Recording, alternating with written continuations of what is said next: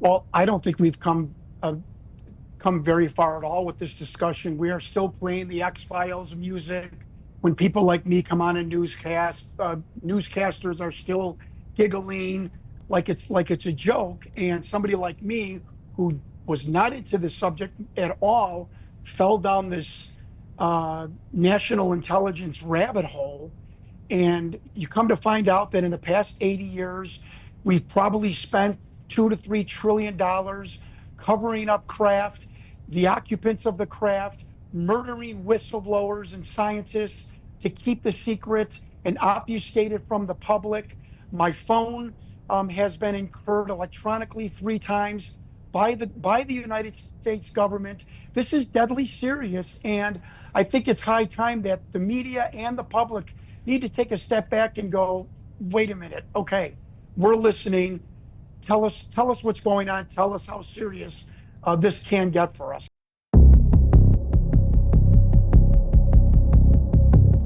And I've been telling people for 72 hours now, what you're going to see in the weeks and months to come is going to be an ontological shock to the point of 9/11 and the day after the JFK murder. Trust me on this, because no one is ready. A public that bashes each other over the head for a $10 toaster on Black Friday at Target is not ready to see a 1975 16 millimeter film of a craft coming down at an Air Force base with occupants coming out that don't look human.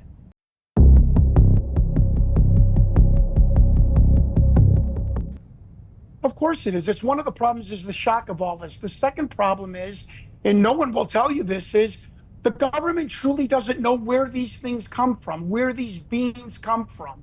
I want people, I cannot stress enough how scary this is to the men and women in the intelligence communities of the government for the past 80 years. They don't know for sure if they're interstellar, if they're interdimensional. Do they fold in? And that's what the growing consensus is that they actually fold in from another dimension. Now, physicists like Einstein have proven categorically that other parallel dimensions do exist. So that is the fear of the government, is to tell the American people, we have no control over our skies. We really don't have a control over this species, non-human intelligence, transiting and coming to Earth.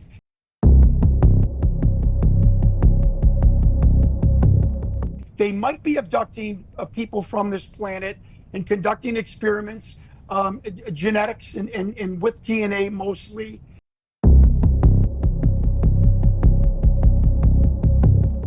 And the last part is, we have garnered technology from reverse engineering these craft, we, the American government, and we are not going to give this to belligerent actors like Russia and China. And I agree with that. I think the technology, this is the most important thing right now, is the technology. And we cannot absolutely, under any circumstance, let people like in countries like China and Russia have our technology. We have to be 20 to 30 years ahead military of anybody else in the world. That's a given.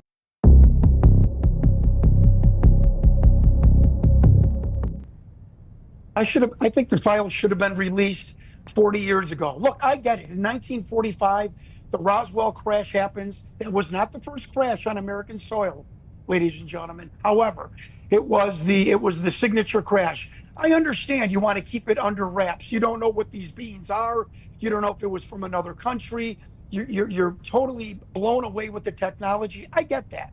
But it's 2026, and it's time that we at least are told, like we are adults, like we are citizens, our country, our tax dollars that you're using to keep this secret from us.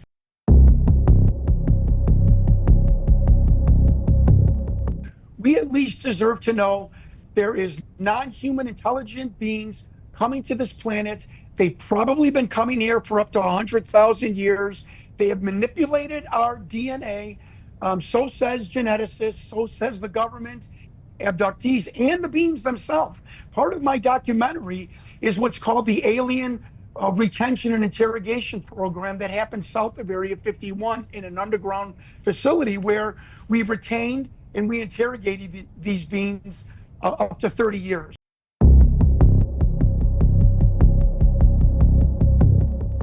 And the beings have said to us, watch the sun, something with the sun. And yes, we basically were the architects of humanity. Now you try and tell somebody that maybe it wasn't a god with a beard and a white robe that created us. It was bizarre looking beings from another planet or solar system or dimension that created us. It's shocking. I don't think a lot of people are ready to hear. And I've done my due diligence. I've come forward amid scrutiny to tell people you don't have any idea what you are about to see.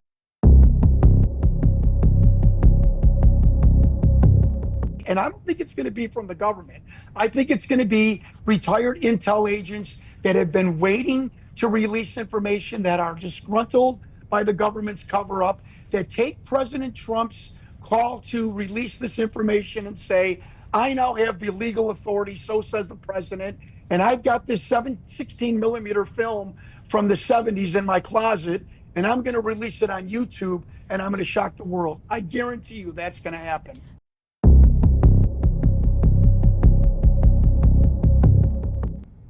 It's a great question. There was a documentary that came out in 1997 called the Area 51 Alien Interview. It was very casual, very unprofessional to some degree. It was not a Hollywood production. Although the room was dark, the medics were in short sleeve scrubs. They came to attend to this being that had a respiratory attack. There was a bizarre green monitor in it and an acronym on the bottom that said DNI, which stood for SOSA, the whistleblower, said the Department of Naval Intelligence. This whistleblower named Victor claimed he smuggled this out of the facility called S4 south of Area 51. This stood in my mind for 30 years. I can't explain it. And one day, I don't know, out of boredom or just trying to dissipate how much this film has bothered me for 30 years, because I knew there was something wasn't right with it. I started to investigate it. I wasn't a ufologist. I didn't know anybody in the military or in ufology, but I was like Rudy Rudiger from the movie. I had this passion to at least find out the truth. I thought it was a hoax. And as I started to go on podcasts and simply ask for help, literally members of the intelligence community in Washington, D.C. slowly started to contact me and give me dribs and drabbles to tell me that film is real. This is the being. This is where this being was from. And this was the military men that were in the room. I got enough information that the medical doctor on this film, I talked to his widow, and I'm actually interviewing his stepdaughter who lives in South Chicago suburbs next week. This is real. This is a real phenomenon. And these members of this intelligence community surrounded me. And again, like the movie Rudy, laughed at me. Then they slowly started to believe in me. They saw my passion to find the truth. That's all. And they helped me figure out what this was. And it was part of this extraterrestrial retention and interrogation program.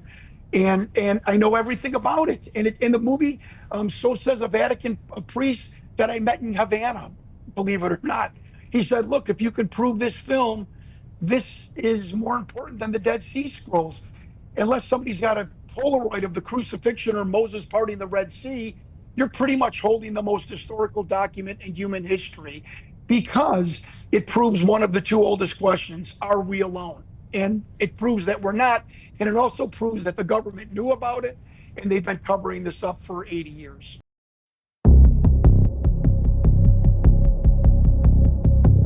I don't think the government is going to produce, with Donald Trump at a podium, a 4K high-res film of a craft coming down at some Air Force base in the 70s with beams come out. I just don't think that any person in this program, and it's called the Legacy Program, run by the Defense Intelligence Agency in conjunction with the CIA. Just wanted to get that clear.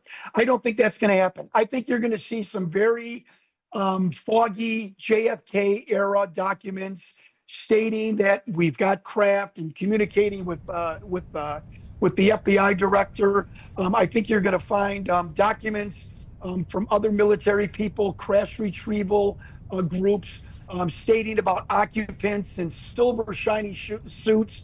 But the film, again, I think I'm going to be proven right. The film that is going to shock the world, or films that are going to shock the world, is going to come from outside sources that were once with the government, that somehow got this material, got these films, and they're going to show it to the public, and maybe force the president of the United States or Pete Hegseth to say it's real.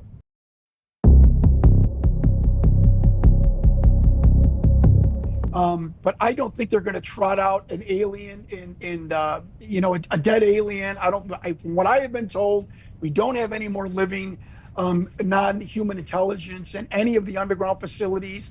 Let me tell you another bombshell. This whole program is still going on, the reverse engineering of metal and biological material. It happens at Michaels Airfield, the Dugway Proving Grounds. They built this massive high-tech underground labyrinth because Area 51 was becoming too well known, and people were actually peeking in from it from other mountaintops. So this is still going on, spending hundreds of billions of dollars of our tax dollars to study little beings and the metal. I know that's important, but the money aspect bothers me. But Dugway Proving Grounds, that's the place if you want to put your investigative binoculars to. That is the place where still to this day, they are researching and back engineering metal and biological material, and it's terrifying.